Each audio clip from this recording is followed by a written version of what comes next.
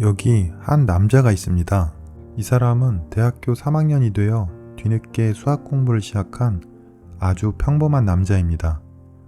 이 사람은 고등학교 때 눈에 띄게 공부를 잘한 것도 아니고 집안이 어려워 공사장에서 아르바이트를 한 적도 있고 피아노를 배우다가 형편없는 실력으로 망신을 당해 도중에 때려치운 적도 있는 평범한 사람입니다.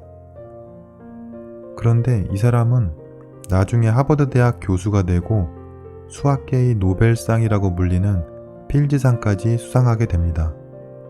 참고로 이 필즈상은 40세가 넘으면 받을 수 없고 세계 최고의 수학 천재들도 받기 어려운 상입니다. 이 사람에겐 어떤 일이 있었던 걸까요? 이 사람은 원래 타고난 천재였던 걸까요? 보통 우리가 아는 천재란 어릴 때 외우기나 암산을 정말 잘한다거나 어떤 악기를 전문가들처럼 다루는 모습을 떠올립니다. 그런데 이 사람은 전혀 그런 사람이 아닙니다. 앞에 말한 것처럼 이 사람은 대학교 3학년이 되어서 수학을 배우기 시작했는데 이 사람의 이야기를 한번 들어보겠습니다. 사람은 왜 배우는가? 인간의 두뇌는 과거에 일어난 일이나 얻은 지식을 어느 정도는 잊어버리게끔 되어 있다. 보다 정확히 말하면 인간의 두뇌는 과거에 습득한 것의 극히 일부밖에 기억해내지 못한다. 그런데 왜 사람은 고생해서 배우고 지식을 얻으려 하는가? 나는 지혜를 얻기 위해서라고 말하고 싶다. 배워나가는 과정에서 지혜라고 하는 눈에 보이지 않지만 살아가는 데 있어 매우 중요한 것이 만들어진다고 생각한다. 저는 항상 궁금했습니다. 성인이 되면 어릴 적 학교에서 배웠던 것들에 의구심을 품게 됩니다. 수학 시간에 힘들게 배웠던 인수분해는 기억도 나지 않고 커서 쓸 일도 없었는데 그때는 왜 그렇게 힘들게 배웠을까? 독서도 그렇습니다. 책 한 권을 힘들게 읽고 하루만 지나도 어제 읽은 내용이 거의 기억나지 않습니다. 그런데 왜 그렇게 책을 읽으라고 할까? 하지만 이 사람이 말한 것처럼 우리는 이 과정에서 지식보다 지혜가 쌓이고 있었던 것입니다. 이 사람이 타고난 천재 중에 천재만 받는다는 필즈상을 받은 것은 많은 배움과 노력 끝에 만들어낸 한 수학 논문이라는 결과물 때문이었습니다. 즉 배움으로 창조를 만들어낸 것입니다. 이 사람은 창조적인 삶을 강조하는데 사실 창조라는 게 특별한 것은 아닙니다. 여러분의 작은 재능을 가지고 블로그에 글을 쓴다거나 텃밭을 일구어 수확하는 것도 창조라고 할 수 있습니다. 그는 창조적인 삶에 대해 이렇게 말합니다. 나는 기회가 있을 때마다 젊은이들에게 이야기한다. 창조하는 인생이야말로 최고의 인생이다. 그러면 창조란 무엇인가?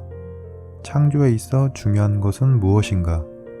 창조는 어떻게 생겨나는가? 창조의 기쁨이란 무엇인가?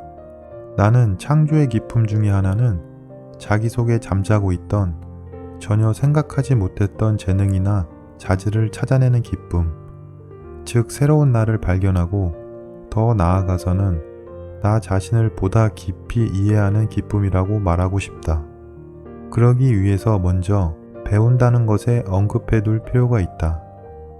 왜냐하면 천재가 아닌 나 같은 보통 사람이 무언가를 창조해내기까지는 그 이전에 배운다는 단계를 거치지 않으면 안 되었기 때문이다. 이 수학자는 배움이 결국 창조를 낳는 것이라고 말하고 있습니다. 이제 이 사람이 누구인지 말씀드리겠습니다. 잘 알려져 있는 학문의 즐거움이라는 책을 쓴 히로나카 헤이스케라는 사람입니다. 이 책은 보통 우리가 알고 있는 천재의 이야기가 아니라 평범한 한 사람이 어떻게 천재로 변해가는지를 자세히 보여줍니다.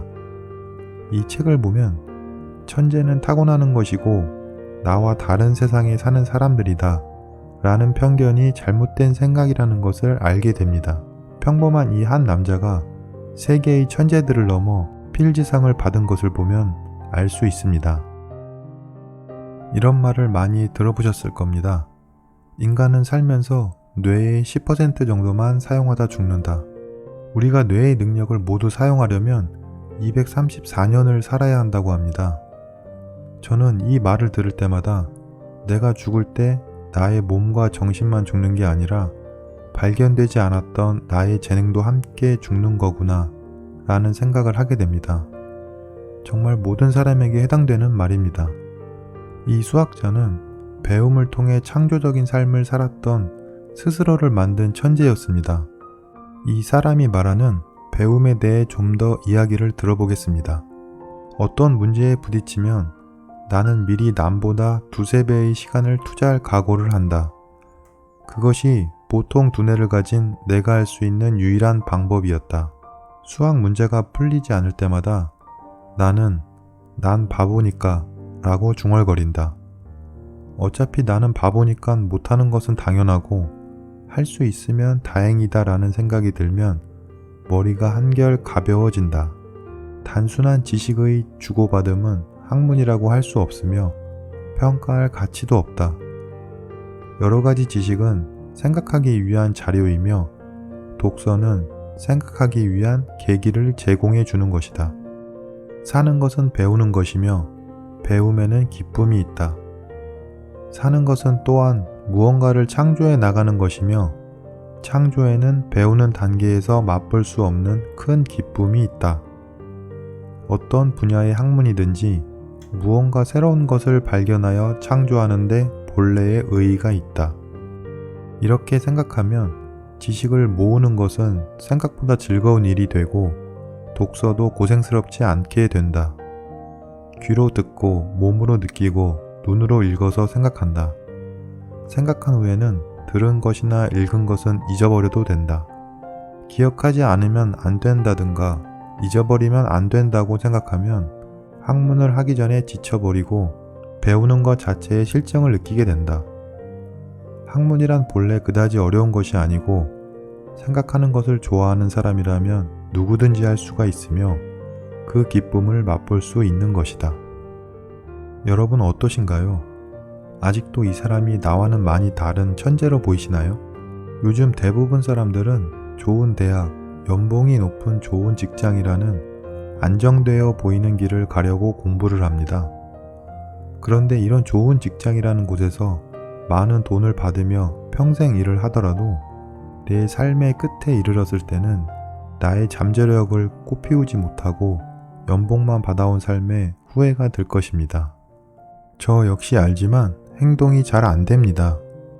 하지만 인생 끝에 후회는 하고 싶지 않습니다.